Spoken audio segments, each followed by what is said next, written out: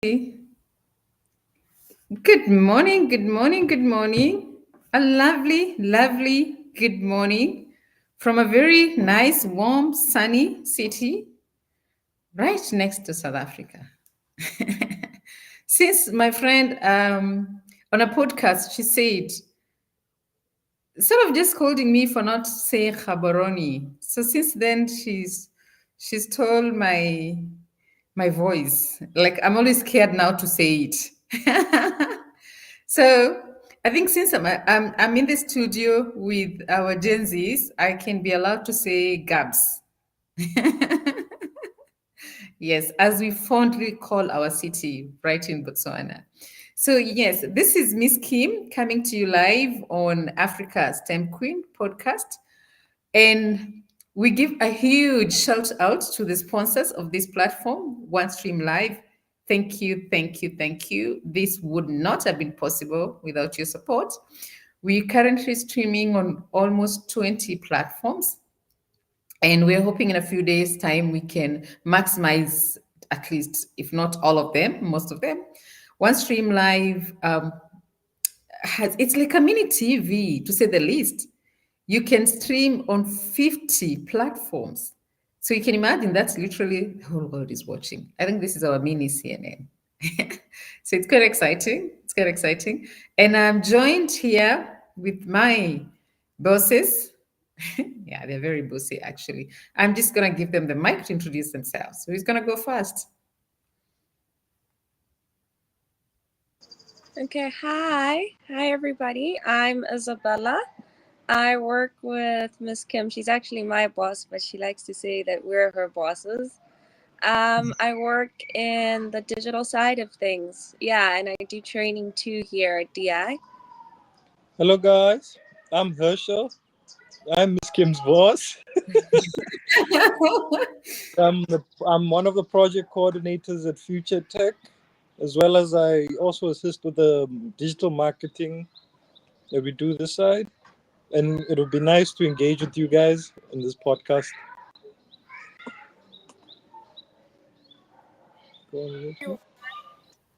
My name is Aleti Sasha, and I am an advocate for women in tech. I am also a facilitator at Destination Imagination. Thank you. Thank you. Thank you. Yeah, I like it, Hishal, the boss. And truly, the boss, he is managing finance. So the person who holds the check is the boss. So, yes, this is the kind of thing that makes me just want to keep going. When you work with youth, the energy they bring to the room, when you say you're tired, they go like, no, no, no, let's finish this. Your ideas, your mindset sort of stays young in a way. Okay, so I'd like to straight up start with asking on this topic, what is AI? Why AI? How can we leverage on that? Isabella, can you please go first? Okay, so I'm sure you've heard AI absolutely everywhere. And for someone who, say, hasn't really understood or grasped what this buzzword is, AI is artificial intelligence. So it is basically a predictive model that's been developed over time. It's a huge history behind AI. I don't think I'd be able to get into that now. But artificial intelligence is basically a predictive model that can assist you with everyday tasks. So it's basically like your own mini assistant, right? So it is fed information. So we feed AI a bunch of information. So we feed it our, say, our books, our projects, our whatever it is that we want our AI to be able to produce for us. We give it to it first, and then it predicts for us while using the predictive model that it uses to provide the information that we need. So basically, it's a really, really smart Google. So it can be able to communicate with you, it can be able to give you ideas, generate content. That's what basically AI is in a nutshell. It's quite fascinating. It's super fascinating and still sort of a little bit scary at the same time. Would you agree with that? And why do we claim it's scary? Absolutely, Miss Kim. I mean, right now, the way AI is running with the models that have been developed so far, it is still, like I said, a predictive model. So it predicts in text what you need, right? Based on the information that we give it. But then with AI, it is getting increasingly more independent, right? So now it can make independent choices for itself. And one day we'll have something called super AI. That's something that's been predicted for the future. And super AI would be able to conscientiously be able to make its own choices and decisions. And we don't know what that would look like for us. We don't know what kind of decisions AI is going to make. We don't know how things are going to turn out. I mean, right now, there are several different scenarios that are causing a bit of a panic with people if you're in the tech space. There are AIs that are actively refusing decisions that developers are putting forth with AI. For example, there was an AI that needed to be shut down and it navigated around the prompt for it to shut down because it was in its best interest to save itself. And we're increasingly seeing that independence with AI outside of our human influence. Wow. I didn't even know that. That's a bit scary. You know what I'm observing with my constant use of AI, which I've also created my little agents here and there.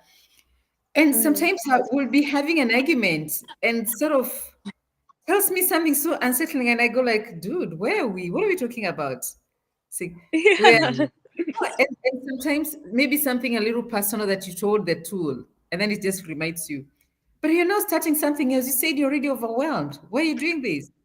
I go like, no, no, no, no, no, no, no. You're not supposed to get that close.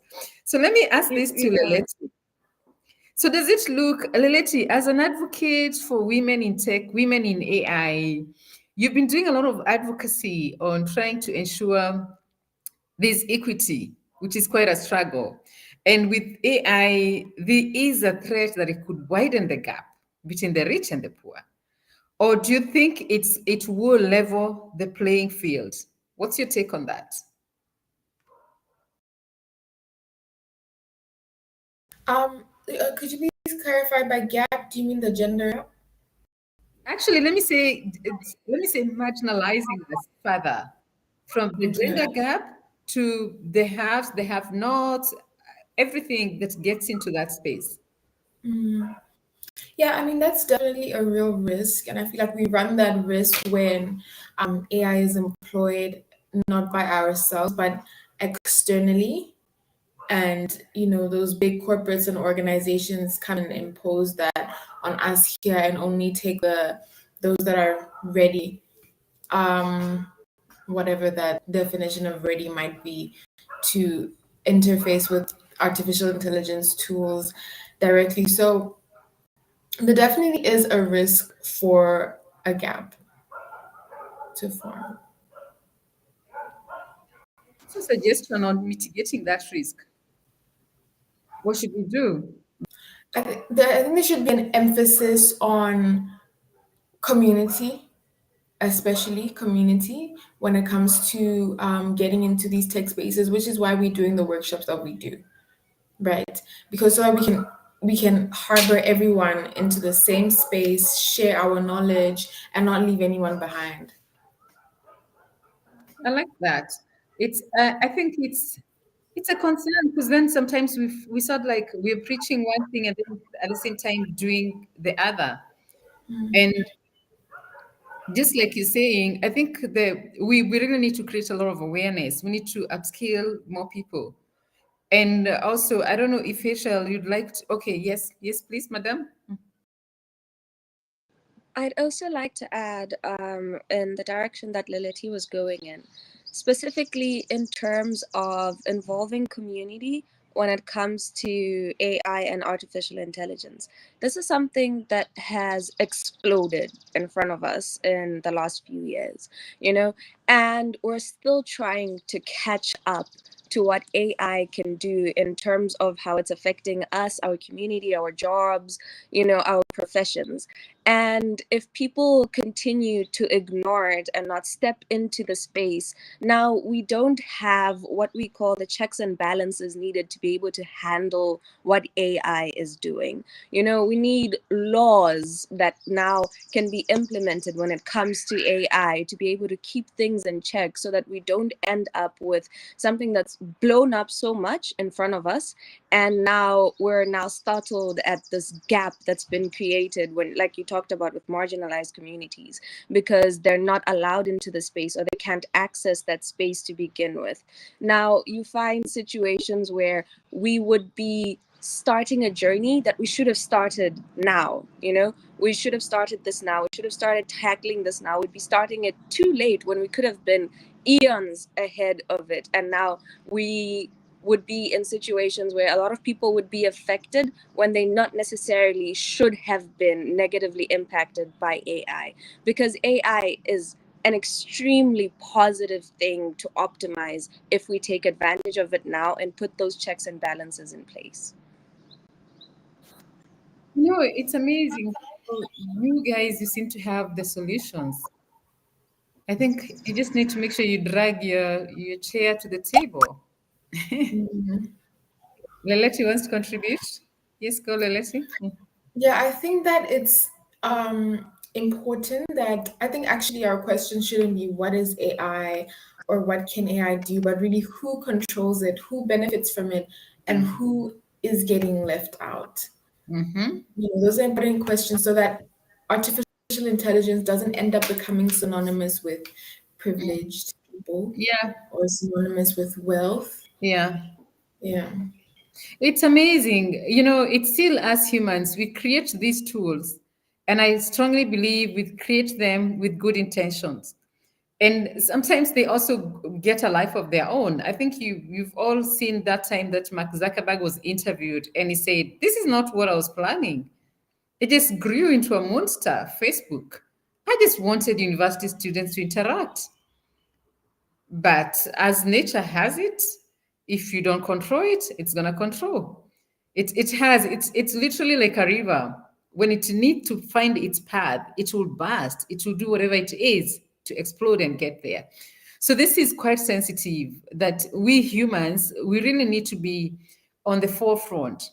And let me, because I know the two ladies are very political. I'll ask them a political question to start thinking about it as I go back to Hechel on something on finances.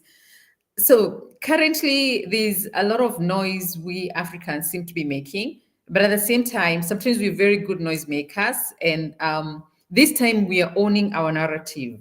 We constantly keep saying we have to be included in those corridors of power in decision making. I think you've all encountered how the models, the language learning models, there's a bias. There's a bias to it. You struggle to get a Black African woman. You get somebody who looks like it was a 1920 picture. When just to get the language, like I'm very particular on Ubuntu Boto and what exactly that means and how we can apply it. So how do we deal with ethics? How do we make sure that we are not misrepresented?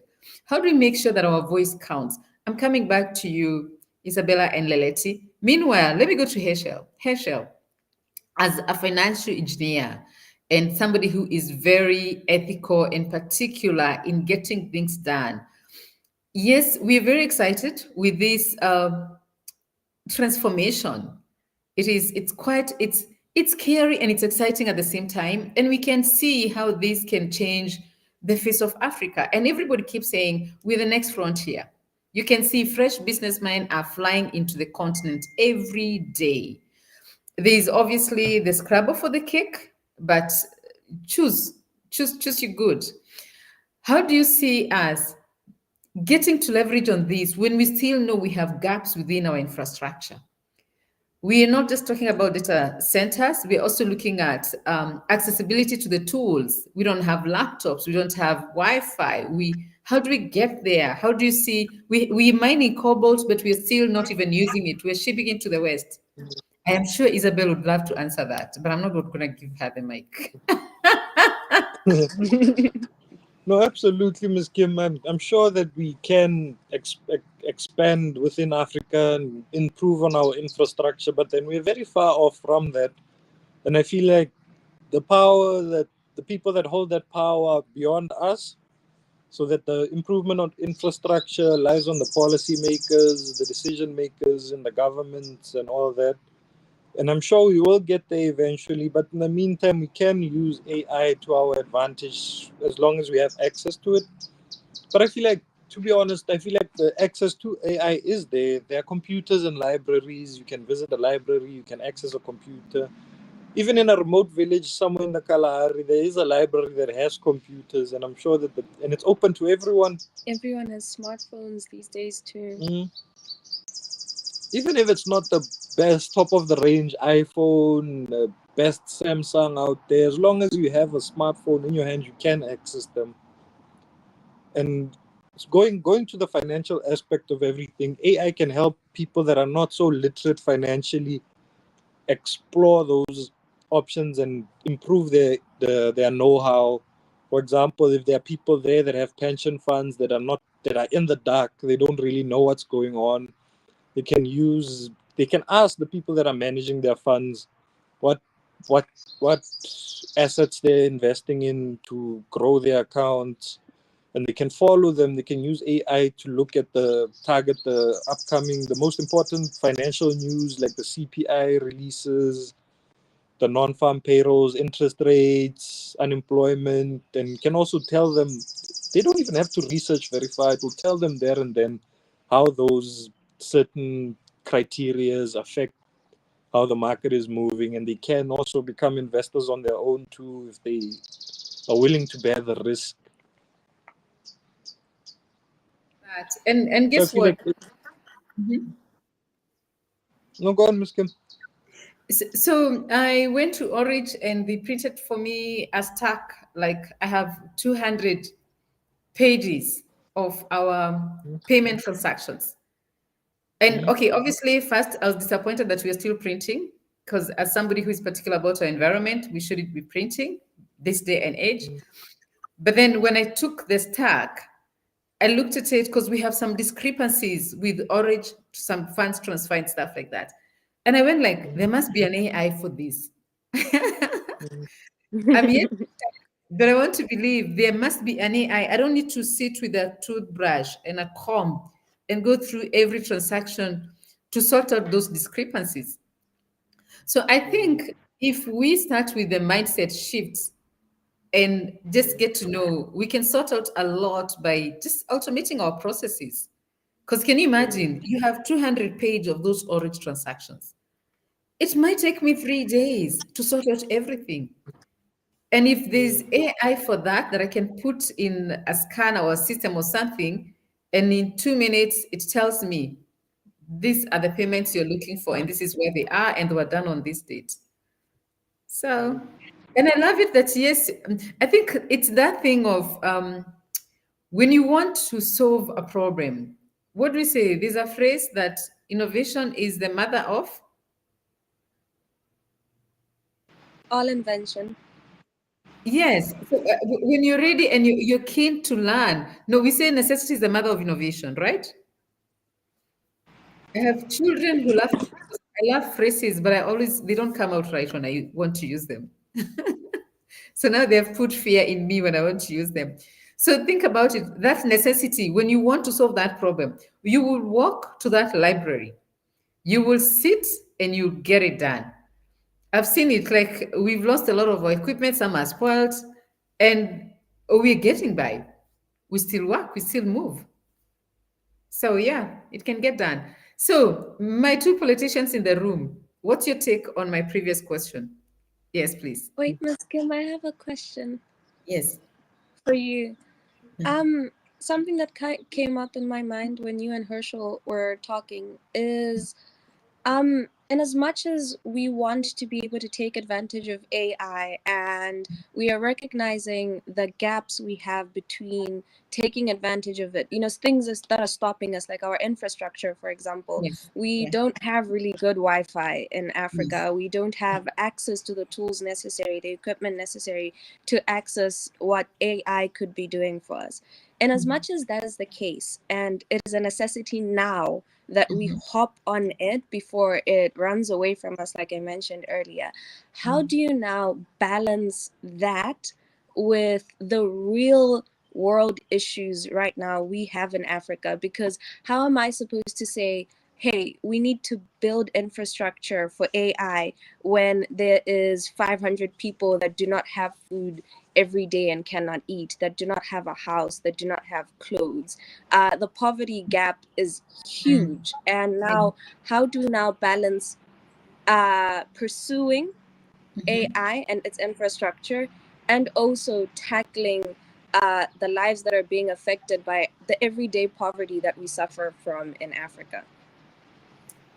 Yeah, that's a very deep question. And honestly, it's something that bothers me. As you know, my stand on living out marginalized communities.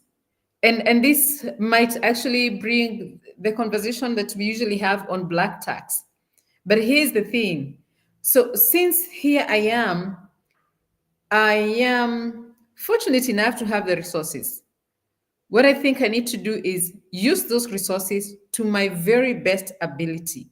When I get that opportunity, I exploit it so that then I can keep on, like you've seen it. We learn, we've been working and we learn every day. We learn every day as we work with marginalized communities on the needs, the gaps, and how critical it is.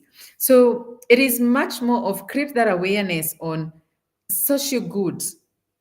If we can constantly ensure that when I run this workshop, my 5 or my 10% should go to these marginalized communities. When I run this workshop, I should have at least 2 or 3 people I sponsor. In our own little ways, we can spread that. Think about it, like we give a lot of free courses, we give a lot of free books, free ebooks, free information. So just try in your space, constantly see what good can I serve humanity. I know sometimes it feels very self-defeating because there are things that you look at. I have no access to the powers that be that can maybe strap their fingers and change a few things. And sometimes you also get to understand even the powers that be, they're struggling. There's a struggle somewhere. Somehow we can keep on helping where we can and closing the gap. And that is where we keep the one day boot camp going. Financially, it's of no benefit, but it fulfills our need to serve humanity. It makes us look forward to facing another day. That through us, every month, more than 200 children get access to digital transformation. They go home saying, today I flew a drone. Today I touched a robot. And we plant the seed. Yeah. I know it feels like, can we do more? Yes, we can, and we will. A good question. I've tried to answer. I hope so.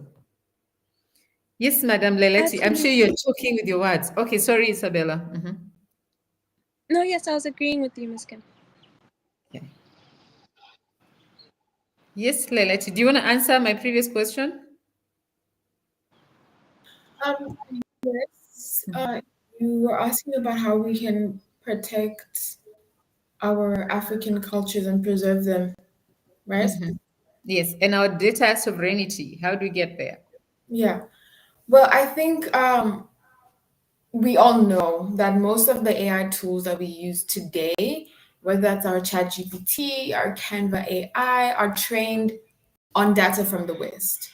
So that's their languages, their values, their histories, even their cultural norms, and they're based off of countries with the most power, with the most influence, with the most money, and with the best digital infrastructure. What happens naturally is that our African realities, they get erased, they get misrepresented, and because of that, they get misunderstood. Simple things like the example Ms. Kim gave about how AI language models like ChatGPT struggle with our own African languages and our dialects, even just facial recognition systems, getting our features accurately. Sometimes you can even enter an African name, like let's say Nomhlanga, and it'll try and autocorrect it into a more English sounding name. All right. So I feel like there's many things that we can do to protect our cultures in this space, and it starts with involving and supporting African thinkers in the conversation, because there's plenty of brilliant minds. There's not a lack of that whatsoever. And most importantly, building our own tools, not relying on tools from the West, but building and training our own AI on our African data, not just based on English or European textbooks or research. That means including our Setswana, our Zulu, our, if it's Shona, if it's Yoruba, feeding AI our folk tales, our histories, our community knowledge, knowledge about our chiefdoms, and not just colonially archived versions of it. So I think it starts with building our own tools. I love that. And I'm sure Isabel is itching to add on that. I touched on a raw nerve. I think Lileti has put it quite beautifully. She's hit the nail quite on the head. Cultural context is extremely important when you're dealing with these tools, because if we're using, for example, with gender, right, you can't treat the same biomechanics of a man as that of a woman. It just won't work. And now we're trying to do that with people outside of Africa and people in Africa. We have different cultural contexts, we have different values, we have underlying meanings to things that you can only understand through our language, through being here. And that is lost completely to people on the West. And not only is it lost, it is not considered entirely. It is not some, and now you have to vocalize yourself, you have to be angry, you have to be loud in the space to say, hey, consider us. But instead of that being the case, I think African powers or people with influence in Africa should now be shifting to voices in Africa that can be able to create the tools, so that we're not screaming at the West to consider us, but rather creating the tools that acknowledge our own cultural context. Brilliant stuff. Yes, Heshel, you want to add on that? No, Miss Kim, I was just saying it's brilliant, brilliant stuff. Yeah. And it boils down to educating the masses, and especially youth, because I love it that you're all alluding to, we're not short of talent. We've not shortage of brilliant minds. It's actually still a lot of Africans that are in Silicon Valley building these things. Yeah. So I think that's where we step into. I'd like you again to tell our audience about the upcoming event, because let it not be just talk. What action are we taking? What are we doing about this?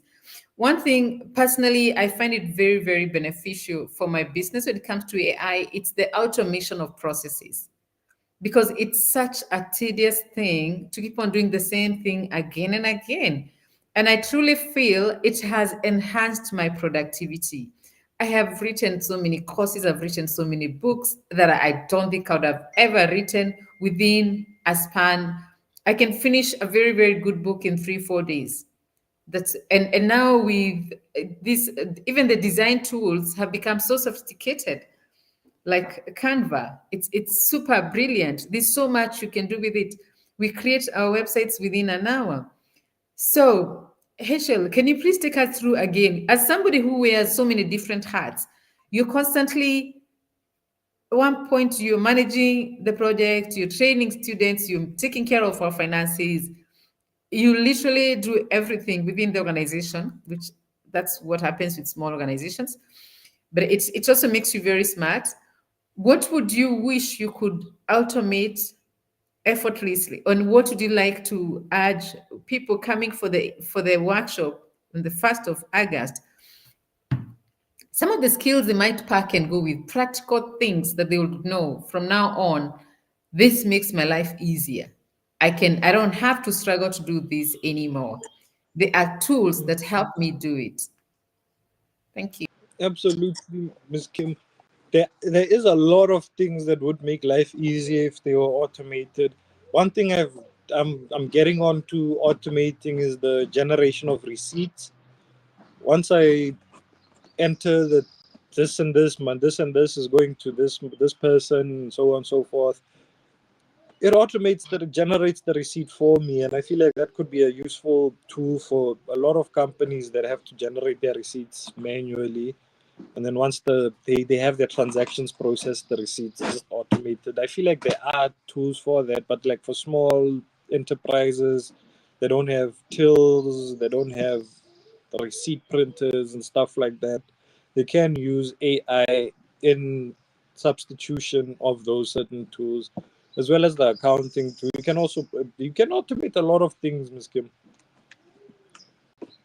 Also, yesterday, I discovered an automation tool for emails. Also, you can send out emails in a matter of minutes or seconds. You just let it run in the background. It sends out your emails for you, which I feel like there's a lot that would be done. And talking about the workshop that's coming up, that will be one of our key focus areas. Automate using AI to automate various sectors and certain spaces in the workplace. So we will find out what someone would like to automate, and we would tell them how they can go about it, show them the way about everything really that they'll need to know. Also, another key topic that will be stressing on that day would be cybersecurity, how to keep yourself safe online on the virtual world, in the virtual world. So your cyber attacks, how to avoid them, how to identify certain scams and certain cyber attacks, also like just how to identify them, how to avoid them, how to be careful while you're on the online. As well as another area that we'd also like to educate our participants on is digital marketing, how they can use artificial intelligence to streamline their digital marketing processes, how best to utilize digital marketing tools, and how to make it more efficient for them, how they can bring in more customers, more leads, more sales. It will be a fully packed day ahead, as well as the networking session that I am very excited about. I can see Isabella adding on that. Mhm. What is the most exciting thing to you? Thank you, Heschel. What are you looking forward to, especially the key objectives? What would you want to see people being able to understand and to do? That in a week's time, somebody would call you and say, "Thank you so much. You taught me this." Isabella. I think personally, I'm quite excited. Tech is always a very exciting space to be in, but particularly for this workshop, I'm very excited about artificial intelligence and how we can use it to automate our processes in our professions specifically, because not only is it a tool to automate, but it is simultaneously a tool to educate. So while you're using these processes, while you're learning how to automate things for yourself, because we're trying to do away with the manual labor of work, the paperwork that you don't want to fill out at the end of the day, the everyday putting things down, that's going to be done away with. But then now, when you do away with that, you have the time for much more. You have the time to actively access resources through AI, to educate yourself, to expand, to grow. So I'm particularly interested in educating people in the sense at the basics. So you learn how to use the tool, and in turn, in the future, you're able to communicate your personal growth through that tool, your professional growth through that tool, because now you're exposed to so many different avenues to explore. I think that's what personally really excites me. Leleti, would you like to add on that? I'd just like to say, I guess for me, the exciting thing would be I would consider a successful workshop if by the end of it we have inspired a few. If by the end of it, some of us will come and tell us, I didn't even know that I wanted to get into cybersecurity. I didn't even know that I could get into cybersecurity. So for me, I'm excited to expire, to ignite. It is called Future Tech Ignite for a reason. That's the most exciting part for me. Thank you. So, Isabella, let me get a little bit personal. With your permission, yes, just say yes. So, recently you won a scholarship. Can you tell us about that scholarship and what opportunities you would want to present to youth? What's out there? What free resources are you gonna give people on Friday? And not just youth. I think actually, it's interesting. I think a lot of people have booked for workshops are over 40. I saw a few in their 20s, but I think it's a lot of over 40, which I think it's such a brilliant thing.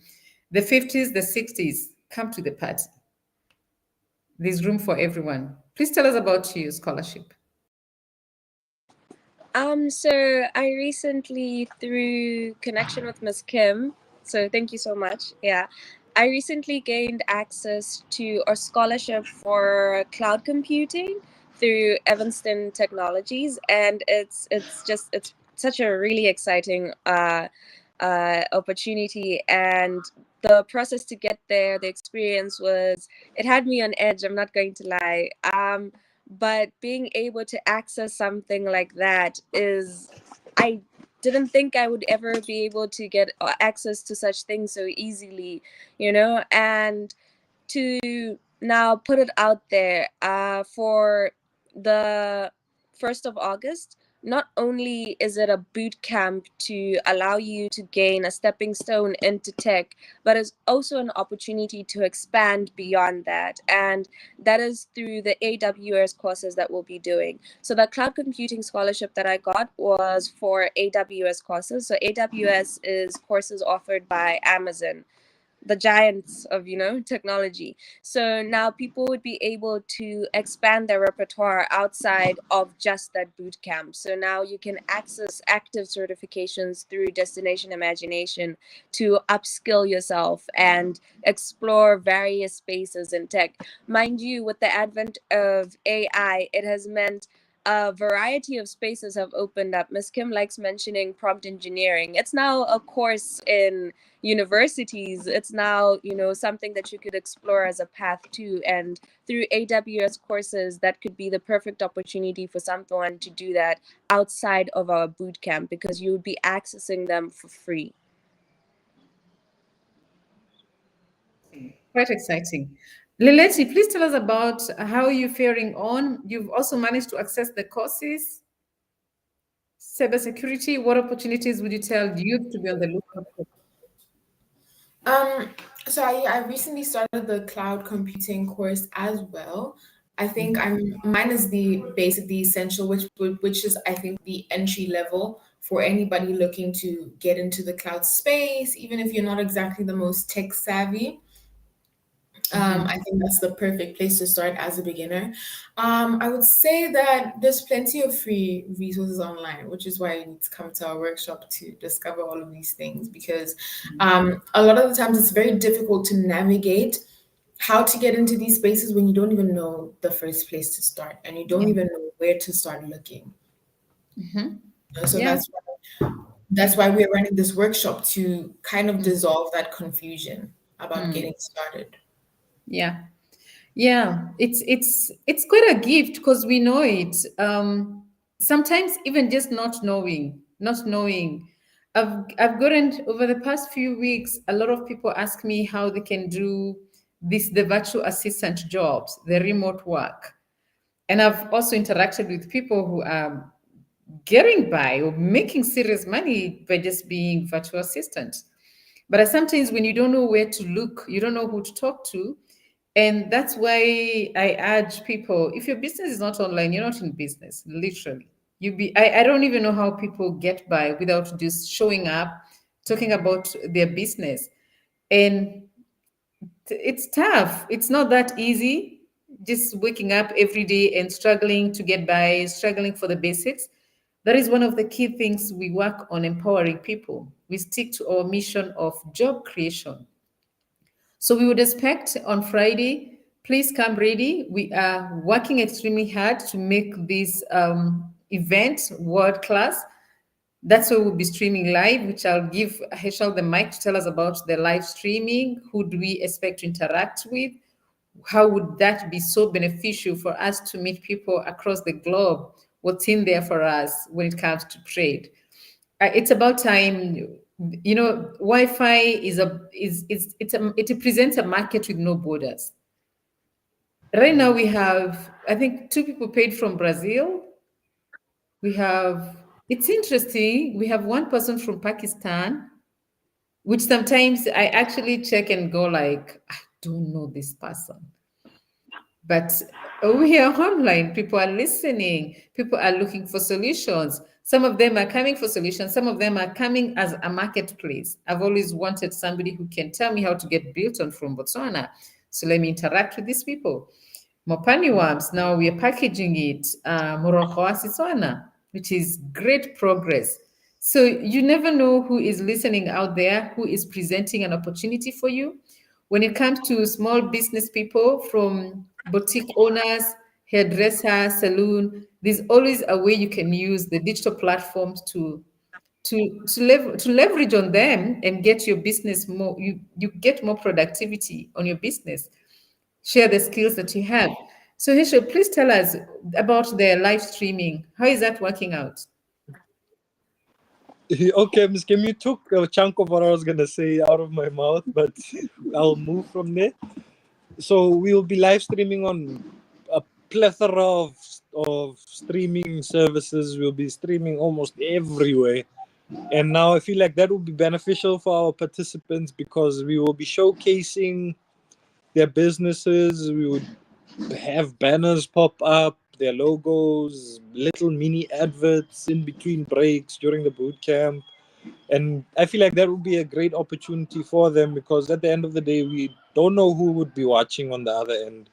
It could be a potential investor that would change the trajectory of your business's journey. You'd find out that you can scale up significantly because you've got investment from outside, because someone in other countries, someone outside there, someone who was watching the stream found your product to be really interesting and quite lucrative and could change their lives. It has the potential to change lives. Absolutely. Heshel. So Leleti, could you please give us your closing remarks? What is so exciting about life in your area? What should we expect to see that you're going to give you with your passion for breaking the barriers on getting women to understand you can stand to be counted, women in AI, women in tech?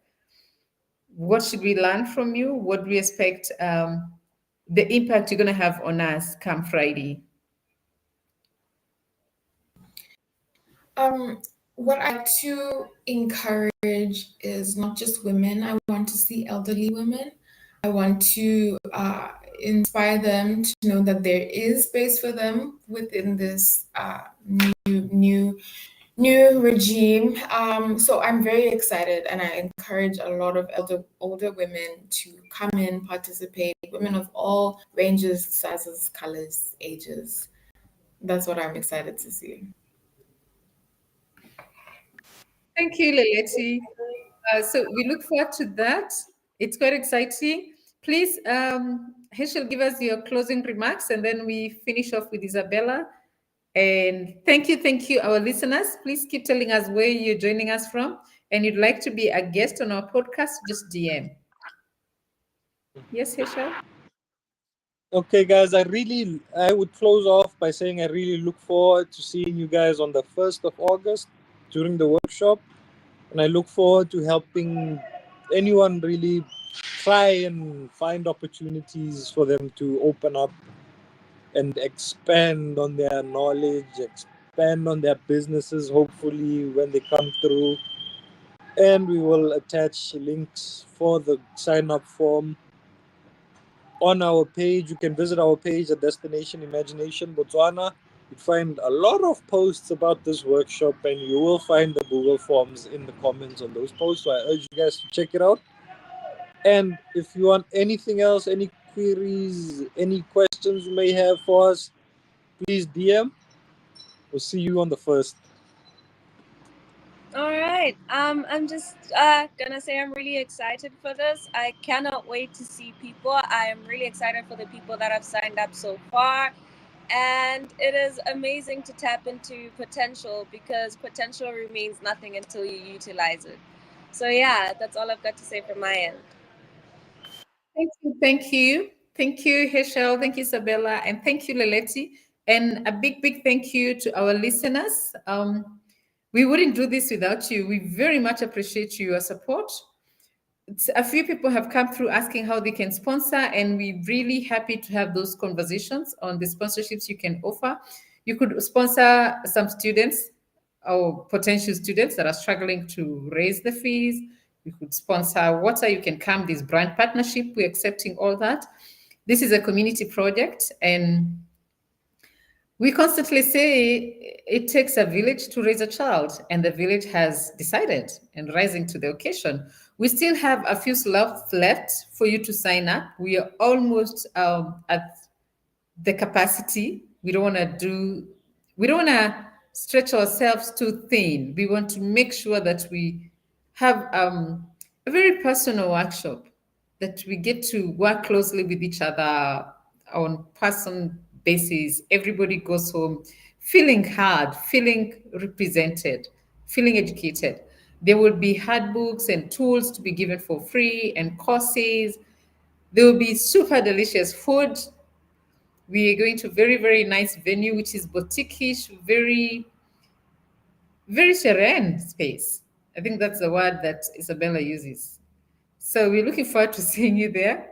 Let's learn, let's grow each other, and let's build the Africa we want. Thank you, and see you soon. Have a super weekend. Goodbye.